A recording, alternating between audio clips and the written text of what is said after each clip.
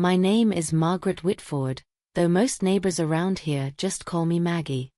I'm a small southern woman suntanned from decades under the Texas heat, hands rough from garden soil, and silver hair always pinned back with the same old tortoiseshell clip my husband, Harold, gave me in 1978 at a spring fair in San Marcos. He pressed it into my palm and said, "Maggie, you wear this and you'll outshine every woman in the whole damn state."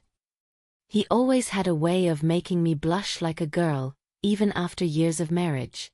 Harold's been gone for a long time now, but our memories breathe through every board and nail of the little house he built with his own hands right on the edge of Austin, Texas, where the city lights fade and the wide quiet land still feels like old America. The house was nothing fancy, just a modest wooden place with peeling white paint and a porch that creaked every time you stepped on it, but to me it was a world. A refuge. A museum of every joy and heartbreak I ever lived through. It's where Harold hammered each plank, sweating under the Texas sun, whistling old country songs while swatting away mosquitoes. It's where my son, Miles Whitford, let out his very first cry one humid summer morning in 1983. It's where I spent countless nights waiting for Harold to come home from long shifts at the mill, the scent of sawdust clinging to his clothes even after he showered. We planted apple trees in the backyard, yes, apple trees in Texas, because Harold loved doing things people said were impossible. One tree in particular, the one he planted the day Miles took his first steps, grew tall and strong over the decades, its branches stretching proudly toward the open sky. Every fall I used the apples to bake pies for the neighbors. They always said my apple pie tasted like a piece of the America we all miss, and I'd smile quietly because that was exactly how it felt to me. My life was simple, steady, predictable in a comforting way. I woke up at 5 a.m. every morning, brewed my coffee, turned on the old radio to listen to weather reports, then swept fallen leaves off the porch while the sunrise painted the sky deep orange. By noon, I watered my garden and fed breadcrumbs to the sparrows that gathered near my rose bushes. At night, I knitted scarves while cicadas sang their endless Texas tune. For years, I thought I would grow old and die peacefully in that house, maybe sitting in the wooden rocking chair Harold made, watching the apple blossoms fall in spring. Miles was my pride, me only child and the light of my life. He worked hard in school, earned himself a spot at a top engineering program, and later became a construction engineer for a major firm in downtown Austin. I still remember the day he showed up in a crisp shirt for his first day of work. I stood on the porch, clutching my apron and crying because my little boy had somehow become a man. I never asked him for anything, not money, not gifts. All I wanted was to see him happy. And he was, especially after he met Emily Grant, a young schoolteacher from Kansas with soft eyes and a smile bright enough to warm a room. When he brought her home for the first time, I saw in Miles the same look Harold used to give me, tender, hopeful, a little nervous because he loved her so deeply. Emily hugged me that day and whispered, "Eve always wanted a mom like you." And I believed her with all my heart. When their daughter Lydia was born, my life felt full again. She was tiny, with bright blue eyes and the sweetest little giggle. Every visit, she'd burst through the door yelling, "Grandma Maggie! Story time!" And I'd tell her about the apple tree, about Harold's silly laugh, about storms that shook the house back when I was young. Those were golden years, quiet but full of love. But about 2 years before the stormy night that changed everything, I started noticing something was off. Miles and Emily visited more often, sometimes unexpectedly, sometimes at odd hours. They looked tired.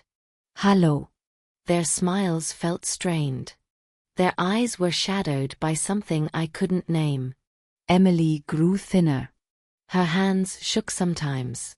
And on more than one occasion, I caught her wiping tears quickly so I wouldn't see. I asked Miles if something was wrong, but he always forced a smile. "Just work, Mom. Nothing big. We're fine, I promise." But a mother knows. A mother always knows. I felt a storm brewing, one that had nothing to do with the weather. I felt it in my bones, in my gut, in the quiet corners of my heart. The only thing I didn't know was how far that storm would go, and how completely it would destroy the life I knew. Then came the night. Thunder cracked across the sky so fiercely it rattled my windows. Rain slammed against the porch in heavy sheets. Lightning lit up the whole yard like daylight. I had just set a kettle of tea on the stove when I heard the roar of a motorcycle out front.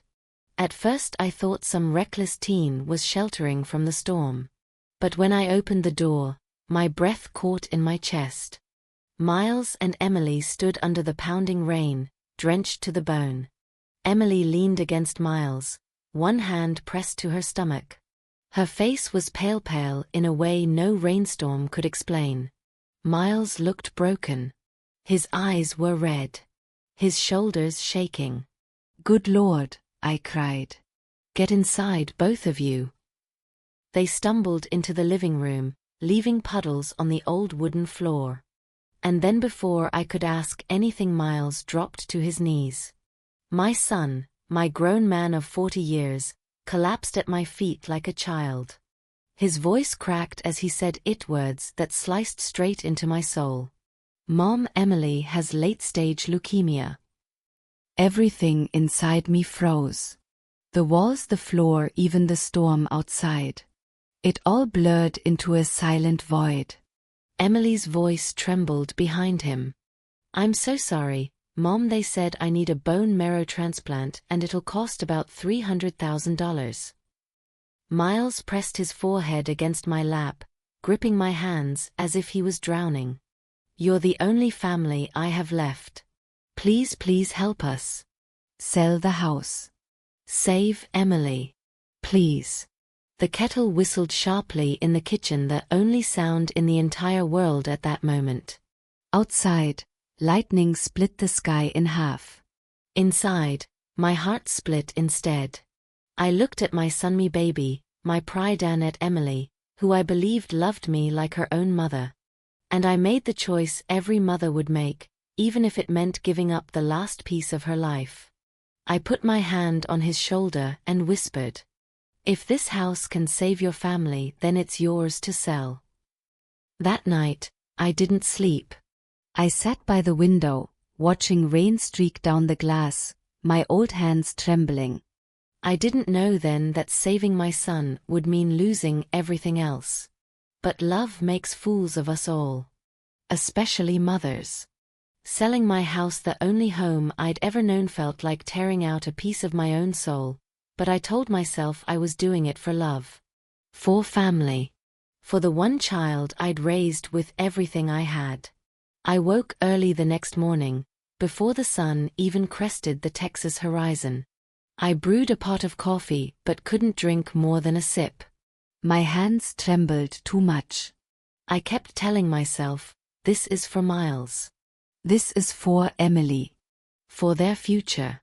Yet when I stood on the porch and looked at the apple tree Harold planted decades ago, its branches drooping with the weight of early summer fruit, I felt something inside me crack. That tree had grown through storms, droughts, blistering summers, and freezing nights. It was stubborn. Resilient. A lot like me. A lot like Harold.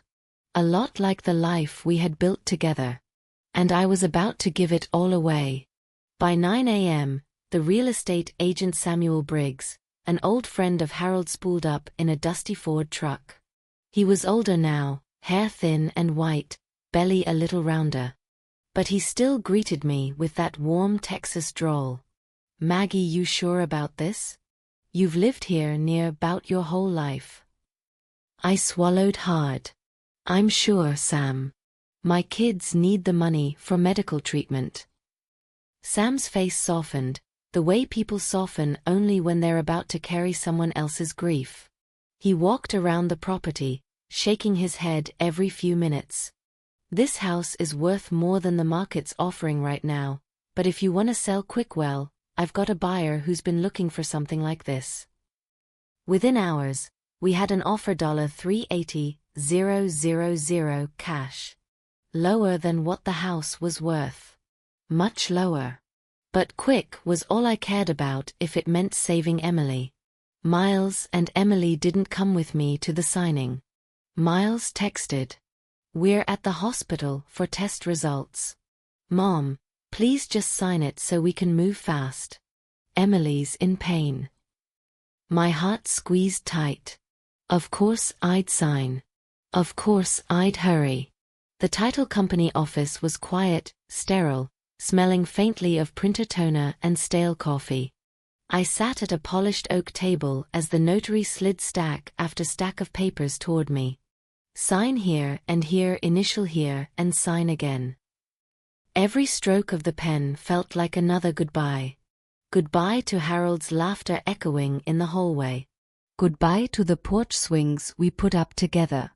Goodbye to every holiday meal, every birthday candle, every summer thunderstorm watched from the window. Goodbye to the life I had known for almost 50 years. When the cashier's check was handed to me, my hands shook so violently I thought I might drop it. Sam patted my shoulder. "You did the right thing, Maggie. Family comes first." And that's what I believed. What I desperately needed to believe. Miles and Emily met me that evening outside their apartment complex. I handed them the entire check, every last cent. Miles pulled me into a tight hug, tears in his eyes. "Mom, I don't know what to say." "You re-saving Emily's life." Emily wrapped her arms around me next, her voice trembling. "You my angel, Mom, I'll never forget this."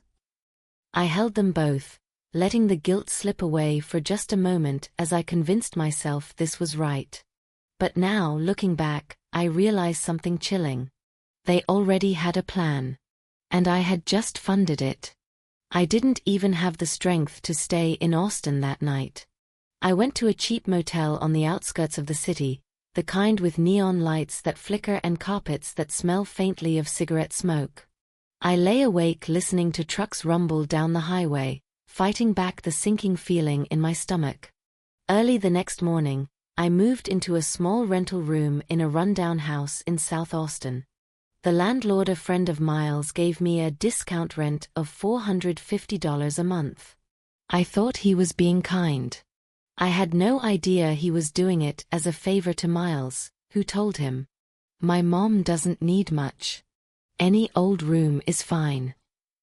The room was tiny, barely enough for a bed and a dresser, and the window faced an alley full of trash bins. The walls were stained yellow, the air smelled damp, and the ceiling fan rattled like it might fall on me at any moment. But I didn't complain.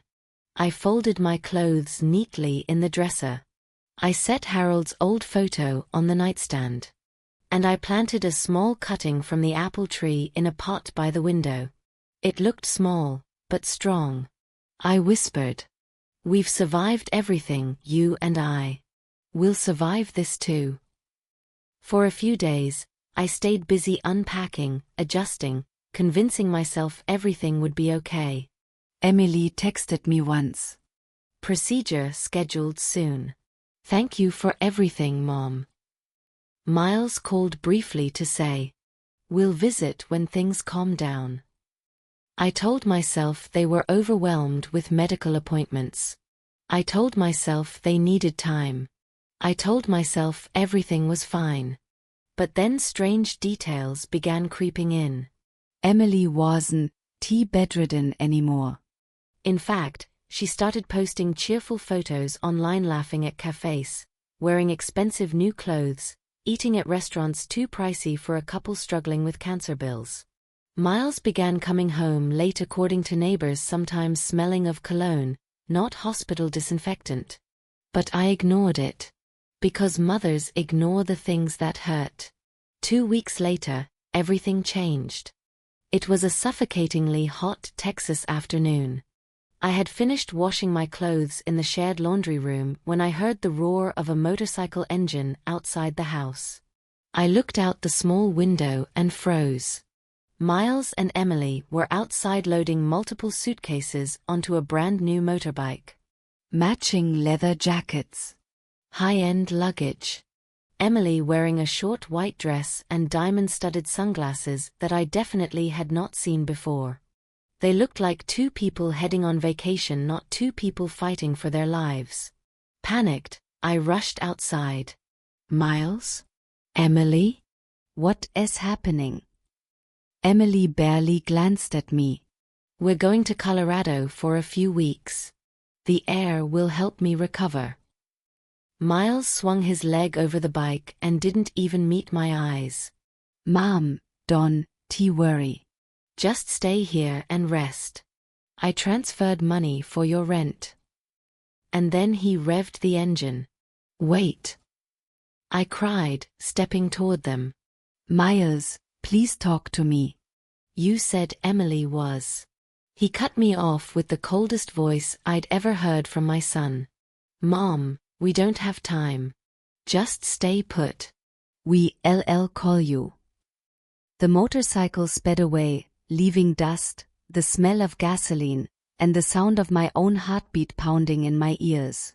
I stood in the driveway as the sun beat down on my face, feeling a kind of loneliness I didn't know was possible. I tried calling them. Once. Twice. 30 times. No answer. Straight to voicemail. Phones off. I called the oncology department at Austin General Hospital. They said they had no patient named Emily Whitford. Never had. My legs nearly gave out right there. I called the construction firm where Miles worked. The receptionist said casually, "He's on vacation." Requested a 2-week leave. Vacation. While telling me his wife was dying. Vacation. With my entire life savings in his hands. Something inside me collapsed, then quietly, painfully. I borrowed $50 from a neighbor and took a bus to the bank where Miles had deposited the house money. The teller recognized me. She hesitated, then said the words that still echo in my nightmares. "Ma'am, your son transferred all $380,000 to a woman named Emily Grant the day after the house sale." The day after. Not for treatment. Not for a transplant. But for themselves. I sank to the floor right there in the bank lobby. People stared. Someone asked if I needed help. But all I could do was whisper. He took everything, my son took everything. And that was the moment right there on the cold tile floor that I realized. This wasn't a tragedy. It was a betrayal. A deliberate, calculated betrayal by the two people I loved most. A storm far worse than the one that brought them to my door. And it was only the beginning.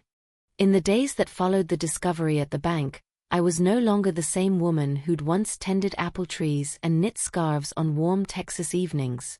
I wandered around that cramped rented room like a ghost, replaying every memory of Miles in my mind, his first steps, his first day of school, the way he used to hold my hand crossing the street.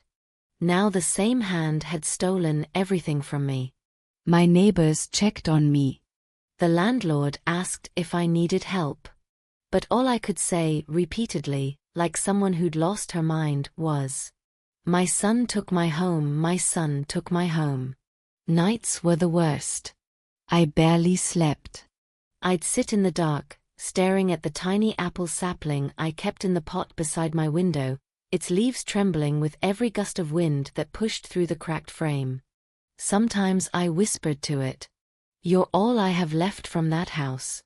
Don't you die on me too." On the 7th night, after pacing the room for hours, I finally said aloud to myself, "Enough. You have to fight back, Margaret. You can't let them get away with this." Those words were like a switch flipping inside me. The next morning, determined but terrified, I headed out to find a lawyer, any lawyer who would believe the story of an elderly woman betrayed by her only child. Downtown Austin felt impossibly busy. Cars honked. People rushed by in tailored suits.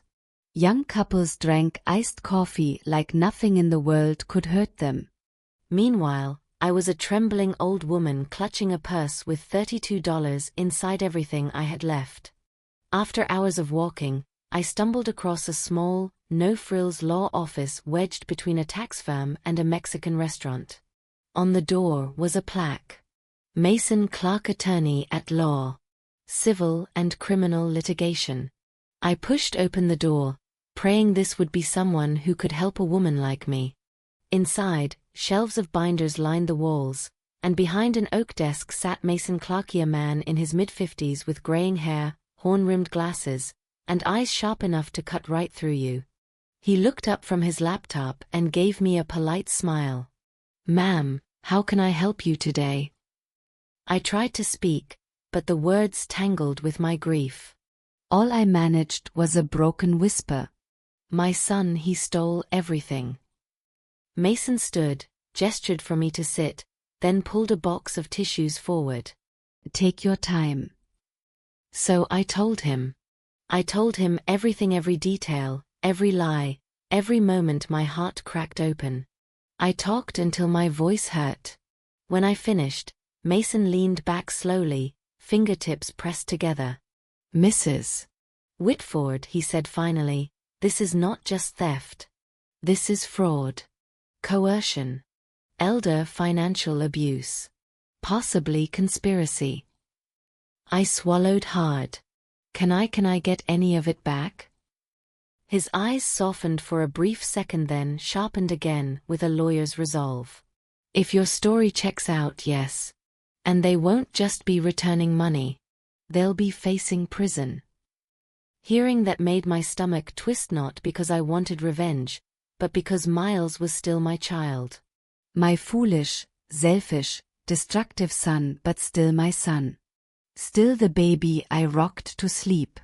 Still the boy who once made me Mother's Day cards out of construction paper.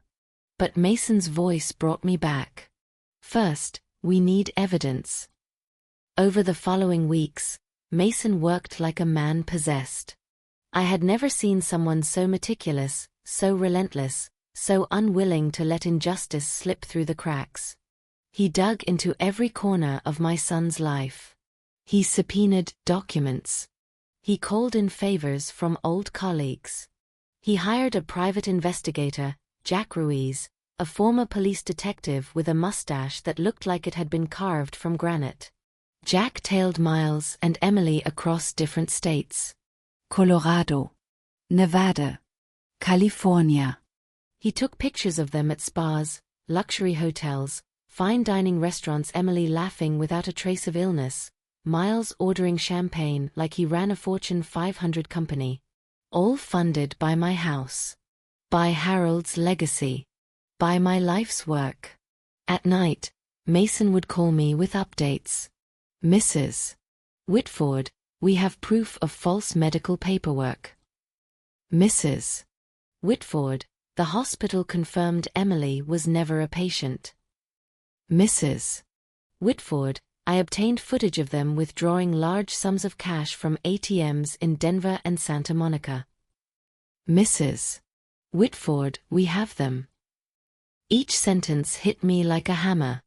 Proof that my own son manipulated me. Proof he lied.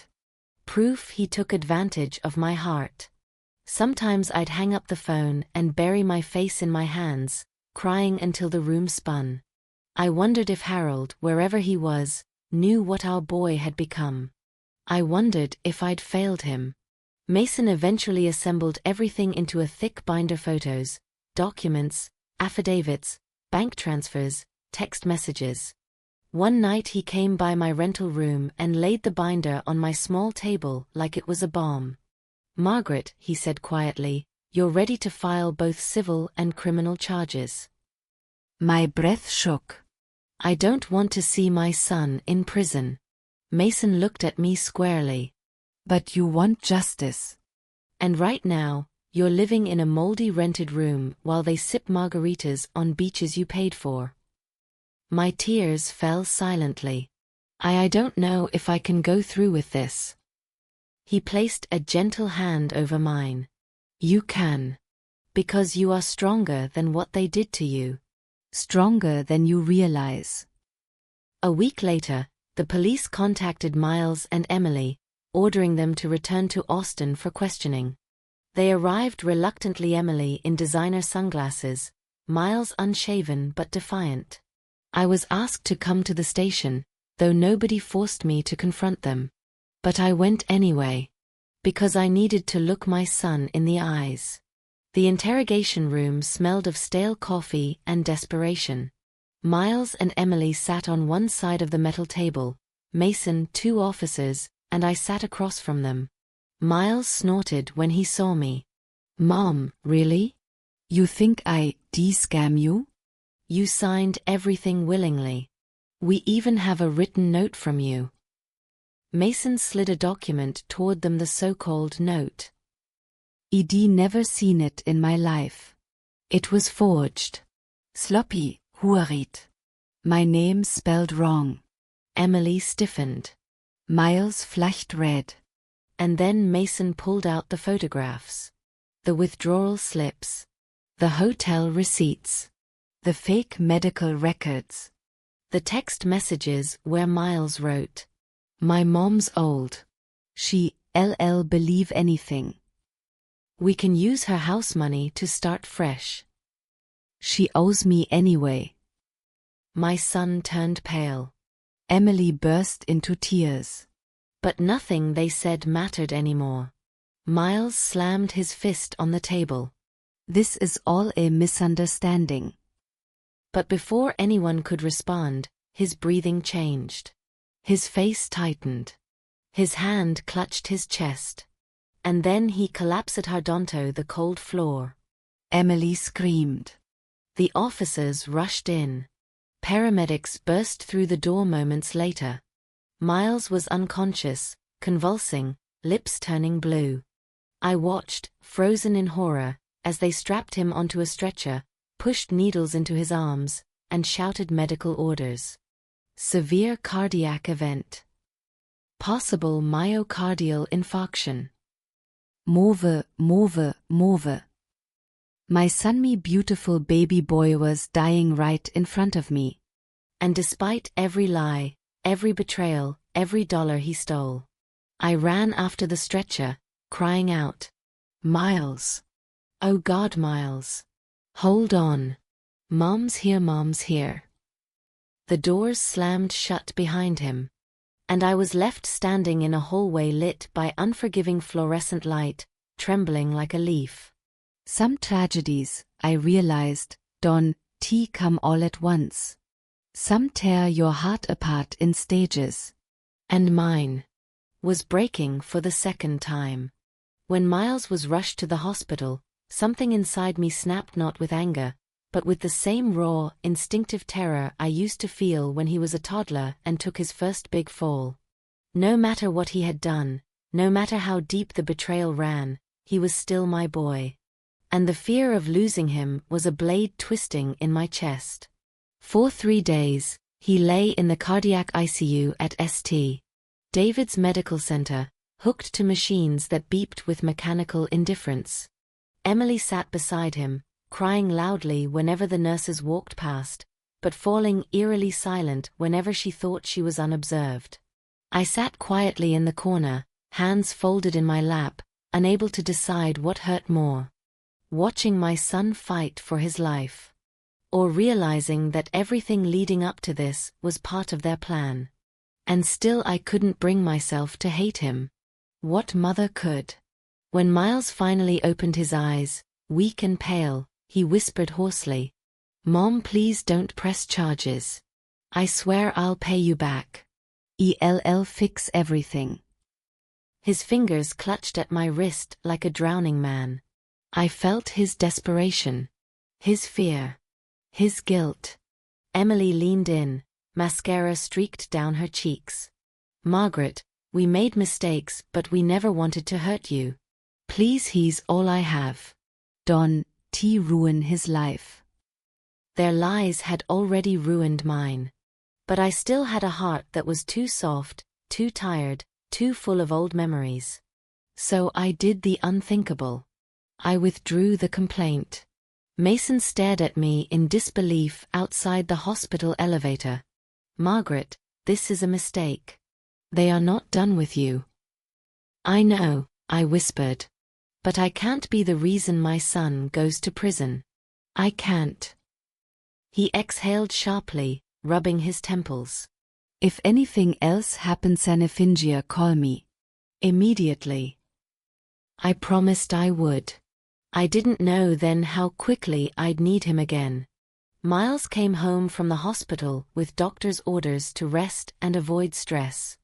Emily insisted they move back in with me, to keep an eye on things. At the time, it felt like a blessing, a chance to rebuild what had been broken. I let myself believe we were healing. Let myself imagine dinners at my little kitchen table, laughter returning, maybe even some version of peace. But the peace never came.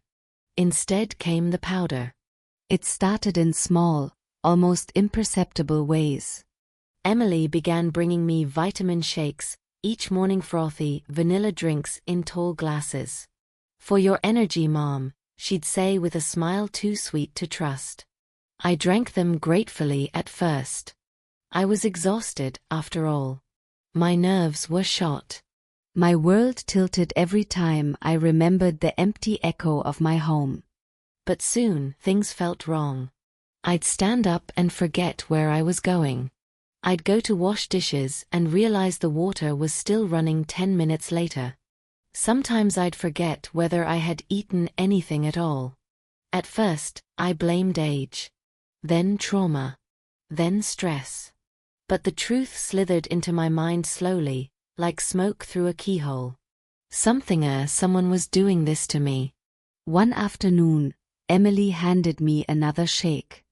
As she turned away, I heard the faintest little rattle-like powder settling at the bottom of the glass. Something cold washed over me. I lifted the glass to my nose. A faint smell. Sharp. Chemical. Not vanilla. My heart pounded in my chest. I looked at Emily, who was standing by the window, staring at her phone, oblivious or pretending to be. My fingers trembled. Without thinking, I set the glass down on the counter instead of drinking it. And that's when I saw her expression in the reflection of the microwave door. Tight lips. Narrowed eyes. A look of irritation, almost anger. Because she'd seen I didn't drink it. Something in my stomach twisted. She came over, picked up the glass, and said lightly, "You didn't finish your shake." "I'm not feeling well," I managed. Her smile didn't reach her eyes. "That's exactly why you should drink it." My skin crawled. That night, I pretended to sleep while I listened to their whispers through the thin bedroom wall. "Miles. It's almost done." She barely remembers anything now. "Emily. She is like a child. A confused child. Perfect. Once she signs the last paper, we're clear." "Miles. And her bank account?" "Emily. We'll drain it after she signs. She won't even know." My stomach turned to ice. They were killing my mind. Stealing my future. Turning me into a helpless shell. And I was trapped with them. Over the next week, my memory deteriorated like melting snow. I couldn't remember where I left my keys. I forgot my landlord's name. I once woke up in the middle of the night and screamed because I didn't recognize my own room. Emily kept telling me, "It's normal.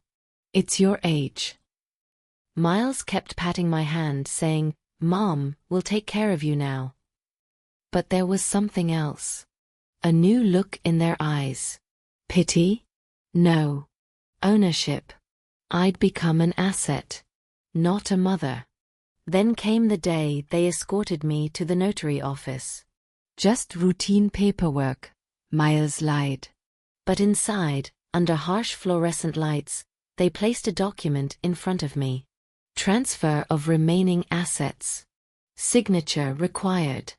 A notary named Mr. Harkins sat across from me, wearing a polite but tired expression. He examined me closely. "Ma'am, do you understand what you're signing?" Emily leaned forward, her voice dripping with sugary sympathy. "She's been having memory issues, sir. Early dementia. This is just her way of ensuring we can manage her finances responsibly." The notary shifted uncomfortably. "I need to hear from her. Directly." My mouth went dry. My head felt foggy. The letters on the paper swam in front of me. Emily squeezed my shoulder hard enough to bruise. "Mom, sign it." "For your own good." Miles' eyes bored into me. "Mom, don't make this difficult." Something inside me broke. A tiny voice whispered, "They're poisoning you." Killing your mind." But another voice, the part of me still clinging to hope, said, "Maybe they're right. Maybe I am losing my memory." So I picked up the pen. My signature wobbled like a child's writing. The room felt colder.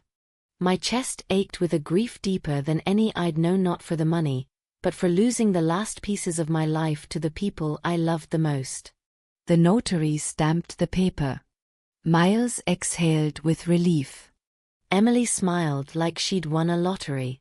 And in a way, she had. With that signature, they officially owned what remained of my savings. Every dollar Harold had worked for. Every penny I'd put away after his death. Every bit of security I had left in this world. The next morning, they emptied my bank accounts. Within 5 hours, everything was transferred to Emily's name. By evening, they were signing a lease for a luxury apartment in Houston with a canal view. That night, Miles came into my room. "Mom, things are going to be better now. Emily and I are starting over. We'll be back after our trip." "What trip?" I asked, confused. "To Europe," he said casually. "Just for a while." "Europe? With my money?" "With my life." I whispered, "What about me?" Miles hesitated. "You'll stay here. We hired someone to check on you." Someone. Not family. Not him. He didn't hug me. He didn't kiss my forehead. He didn't even look at me when he left the room. 5 minutes later, I heard the front door close. 2 suitcases wheeled across gravel. Then silence. Miles and Emily had left. And they'd locked the door behind them. I sat alone in a dark room that wasn't mine, barely able to remember my own name, with a poisoned mind and a hollow heart. All I had left was fear. And the faint whisper of a thought I could barely grasp. Someone needs to save me.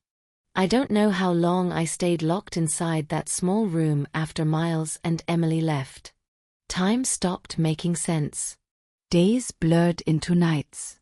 Meals appeared twice a day: sandwiches, lukewarm soup, instant oatmeal brought by a quiet older woman named Mrs.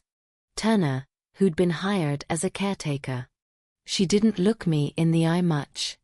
Maybe she didn't want to see the truth. Or maybe she already knew it. I don't blame her. If I'd seen myself then, hair tangled, lips cracked from dehydration, eyes foggy and lost, I don't know if I would have recognized me either. My memories slipped through my fingers like water. I'd wake up feeling like a stranger in my own skin, staring at the ceiling with no idea what day it was. Sometimes I forgot who Miles even was. Other times I cried out for him like a frightened child in the dark. But underneath that fog, hidden deep, something still burned. A flicker of instinct. A voice whispering, "This isn't right, something terrible is happening to you." That voice saved me. Even when my mind threatened to drown me. And then, like a miracle I didn't deserve, help came. Help I never expected. Help I thought life had taken away from me forever. My daughter. My firstborn. Amanda. Amanda is 8 years older than Miles. When she was 23, She moved to Seattle, Washington, after marrying a kind, sensible man named Daniel Fisher, a software engineer she met during a corporate internship. Together, they built a life up north, 2 children, a quiet suburban home, a world filled with stability. We talked on the phone every week for years. She visited every Christmas, every Thanksgiving, every summer. But life has a way of pulling families apart when you're not looking. Her job got busier. The kids got older. Plane tickets got more expensive. Miles always told me, "Mom, she is far away. "We're here.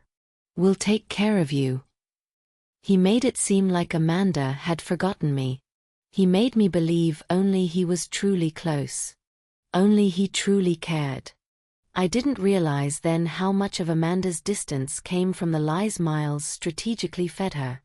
She didn't know I'd lost the house. She didn't know about the accusations. She didn't know about the treatments I supposedly needed. She only knew one truth. The truth that finally reached her like lightning cutting through a dark sky. It happened because of Mrs. Turner. God bless that woman. She might not have been able to rescue me, but she did have a conscience. One night, after bringing my dinner, she stepped into the hallway and whispered into her phone. I didn't hear the words. But I saw the fear in her eyes, the guilt tightening her jaw. Later, I learned she had secretly recorded a short video of me sitting on the bed, mumbling incoherently, my hands shaking violently. She sent it to Amanda with a message. Your mother is not well. Something is very wrong. Please come. Just 2 hours later, Amanda called me. My phone buzzed, lighting up the dark room like a beacon. I stared at the name on the screen. Amanda Fisher. Feeling something sharp twist inside my chest. I answered, trembling. Mom. Her voice cracked. Mom, it's me. It's Amanda. Can you hear me? I tried to speak, but my tongue felt thick. My mind swirled. She began crying, breathless, panicked. Mom, please say something. I'm coming. I am coming tonight. Don't move. Stay where you are. I opened my mouth. Only a whisper came out. Amanda, honey. She sobbed harder. Oh God, Mom, what did they do to you? Amanda took the first flight out of Seattle. Red eye, no luggage, no sleep. Just fear and fury driving her across the country. The next afternoon, I heard pounding on the front door so loud it rattled the picture frames. Mrs. Turner rushed to open it. And then, there she was. Amanda. My girl. My first love. My sweet baby who used to bring me dandelions from the backyard. Her hair was messy from travel, her eyes swollen from crying, her coat still wet from the Seattle rain she'd left behind hours earlier. Where is she? She demanded. Where is my mother? Mrs. Turner stepped aside, tears forming. Down the hall, last room. Amanda ran. I could hear her footsteps like thunder down the narrow hallway. And then she burst into my room. She froze in the doorway. Her hand flew to her mouth. Her eyes widened. Her whole body shook. Because what she saw wasn't her mother. It was a broken shadow. Mom, oh God, Mom. She dropped to her knees in front of me, taking my hands in hers, kissing them like they were something holy. I stared at her, blinking slowly, trying to place the familiar face in front of me. Amanda, I whispered. She let out a raw, shuddering sob. I'm here, Mom. I'm here. I'm so sorry. I didn't know. I swear to God, I didn't know. I felt warmth spread through my chest, cracking open the fog inside my brain. For the first time in months, I felt safe. And then, after what felt like an eternity, the tears came hot, heavy, unstoppable. Amanda held me and rocked me like I was a child again. "Who did this to you?" she whispered. I tried to answer, but she already knew. Her face darkened hard, fierce, protective. "Miles," she hissed. "That son of Ahe's going to pay for this." Within an hour, Amanda had packed my belongings into 2 suitcases. Clothes. Harold's photo. My knitting needles. And most importantly, the little apple tree sapling I had nurtured. She helped me into a coat, guided me out of the room, and helped me into an Uber straight to St. David's Medical Center. The moment a doctor examined me, everything began unraveling. My blood work revealed dangerously high sedative levels. My cognitive symptoms aligned with drug-induced confusion. Not age. Not dementia. Not natural decline. But poisoning. A quiet fury settled in the doctor's eyes. "Mrs. Whitford," he said, "this was intentional. Someone was impairing you." Amanda slammed her palm on the counter. "I know who. And they're going to jail." She called an old friend from high school, Detective Rachel Kemper, now a respected officer in Austin PD. Within minutes, Rachel arrived.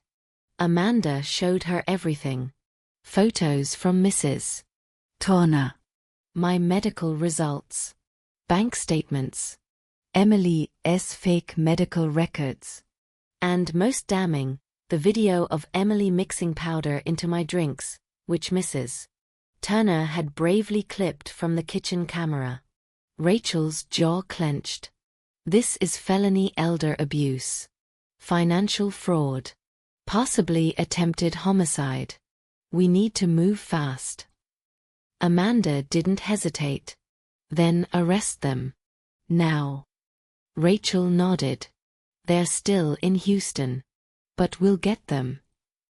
Miles and Emily were arrested at a rooftop bar in downtown Houston. Laughing. Drinking cocktails. Planning their new life in Europe. When they saw the officers approaching, Emily dropped her glass. Miles tried to run. But their wrists were cuffed within seconds. "You can't do this." Miles screamed. "My mother gave us permission." Amanda stepped forward from behind the officers. Her voice was cold as ice. "No. She didn't. You drugged her. You stole from her. And now you're going to answer for it." Miles' face crumpled. "Mom? Mom, please Mom, tell them." But I just looked at him. My son. My betrayer. My heartbreak made flesh. Through the hospital window where I was recovering. For the first time in my life, I felt nothing for him. Not love. Not anger. Not sadness. Just emptiness.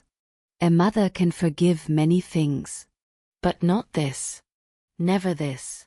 Amanda put her arm around my shoulders. "We're taking our life back, Mom. I promise."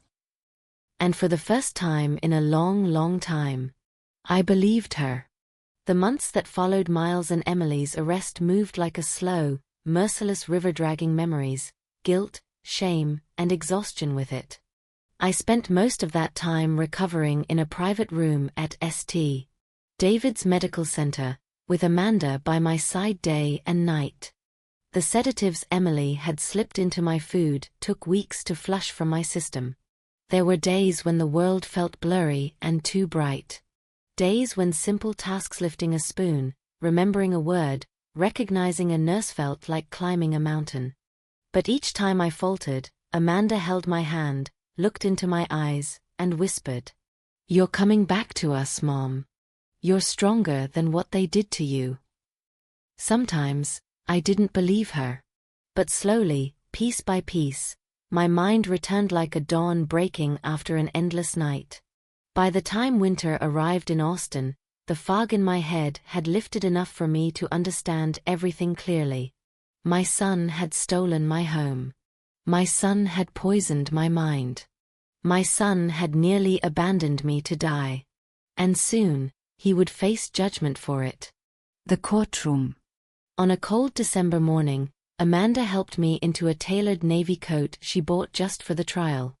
"Mom, you look beautiful," she said, adjusting my collar with a smile that didn't quite hide the tension beneath it.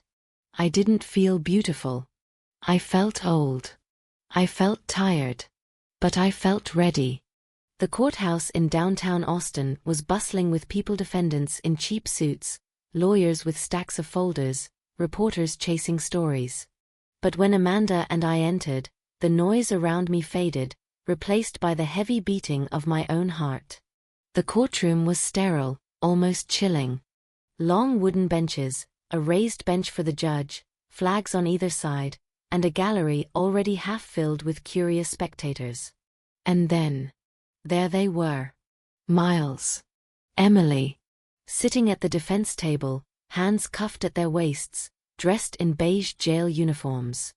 Miles looked thinner, his once neatly trimmed beard patchy and uneven. His eyes darted nervously and, for a moment, he looked like a child again, scared, confused, clinging to denial. Emily. Emily was colder. Her chin raised slightly, jaw clenched, eyes forward like she was refusing to acknowledge me. A part of me expected her, maybe hoped they'd look remorseful. But shame was a luxury they no longer had. Amanda guided me gently to the front row of the gallery. When I sat, my knees trembled, not from weakness, but from the weight of everything about to unfold. A moment later, the bailiff called out, "All rise. Court is now in session." The testimony. The prosecutor laid out everything with brutal clarity. Financial fraud. Elder abuse. Medical poisoning. Identity falsification. Intent to incapacitate. And ultimately, intent to seize all remaining assets. Each charge hit me like a blow. Then came the evidence. Photos. Videos. Financial records. Emily's forged hospital documents. The video of her mixing powder into my drinks. Miles's texts about Mom being easy to manipulate. Every screen displayed my humiliation. Every word spoken in the courtroom scraped against my heart. Finally, it was my turn to take the stand. Amanda squeezed my hand before I walked up. "You can do this, Mom." My legs shook as I approached the witness chair. The bailiff held up a Bible. I raised my right hand and murmured the oath. When I sat down, the courtroom seemed unbearably silent. The prosecutor asked gently, "Mrs. Whitford, can you describe what happened to you?" I opened my mouth, but nothing came out. My throat tightened. Tears burned behind my eyes. But then I looked at Amanda standing strong, proud, fierce, and something inside me steadied. So I spoke. Slowly. Painfully. But truthfully. I told them about the stormy night Miles came to my door. About the lie of Emily's cancer. About selling my home, the only home I'd ever known. About the sedatives slipping into my daily shakes. About the nights I forgot my own name. About being locked in a rented room like a prisoner. About the terror of losing myself piece by piece. My voice trembled, but never broke. And when I finally said the words, my own son tried to erase me. The entire courtroom seemed to inhale sharply. Even the judge lowered her gaze for a moment. When the defense attorney tried to argue that Miles had been under extreme stress, I felt something dark and deep rise inside me. "No," I cut in, my voice cold as frost. "He wasn't stressed. He was greedy." Miles flinched as if I'd slapped him. Emily crossed her arms, eyes filled with disdain. And for once, just once, I wasn't afraid of either of them. The verdict. After 3 hours of deliberation, the jury returned. My fingers dug into Amanda's palm as the foreman read the verdicts. Guilty. Guilty. Guilty on all counts. The judge delivered the sentence. Miles Whitford 18 years in state prison. Emily Grant Whitford 16 years in state prison. Restitution, $497,000 plus Damages. Emily collapsed into tears. Miles stared straight ahead, eyes vacant, as though reality had finally punched through the last layer of denial. He turned toward me. "Mom," he whispered. I didn't move. Didn't blink. Didn't respond. The bailiffs pulled them away. Their shackles clinked with each step. And just like that, they were gone. Not forever. But long enough that they'd spend the best years of their lives behind concrete walls. Justice had spoken. But my heart was a battlefield. The recovery. After the trial, Amanda made a decision I didn't expect. "Mom, you're coming home with me. Seattle. For good." I wanted to protest. I wanted to say she had her own family, her own life. But when I looked at Herot, the daughter who crossed 1,000 miles to save May, knew the truth. I didn't have anything left in Texas. No home. No family. No roots. Only ghosts. So we packed my few belongings, including the apple tree sapling, and flew to Washington State. Seattle was nothing like Texas, cooler, greener, mistier. Its skyline was dotted with pine trees, and the air carried the scent of rain and ocean salt. Amanda's home was warm, filled with children's drawings, soft lamps, and smells of fresh bread. Her kids, me grandchildren, hugged me tight the moment I walked through the door. "Grandma Maggie is here," they shouted. I cried harder than I had in years. For the first time in so long, I felt wanted. Safe. Home. The last chapter of my life. Over the next decade, I healed. Slowly. Tenderly. Completely. I joined Amanda for morning walks through the quiet forest trail behind her house. I took up watercolor painting at a local senior center. I baked pies again, this time with apples from the sapling we replanted in her backyard, which grew vigorously in the Washington rain. Sometimes, on sunny days, I'd sit outside with a cup of tea and simply breathe. Not worrying. Not fearing. Just living. Miles wrote letters from prison, long, rambling letters filled with apologies, excuses, tear-stained confessions. I read them. Every one of them. But I never wrote back. I forgave him in my heart. But I never opened the door to let him back in. Forgiveness is mercy. Re-entry is a privilege. And he had forfeited that privilege long ago. Emily tried writing once, but Amanda threw the letter into the trash before I could open it. "Some people," she said coldly, "don't deserve a single second more of your life." I didn't argue. She was right. I lived in Seattle for 17 peaceful years, quiet, serene years filled with family dinners, Christmas mornings, warm blankets, and slow sunsets. And when I finally passed away in my sleep at 82, Amanda held my hand until my last breath. The apple tree outside my window was heavy with fruit that summer, its branches brushing gently against the glass. A reminder of the life I lost. And the life I found again. A reminder that even after the deepest betrayals, a mother's heart can break, heal, and find its way back to the light.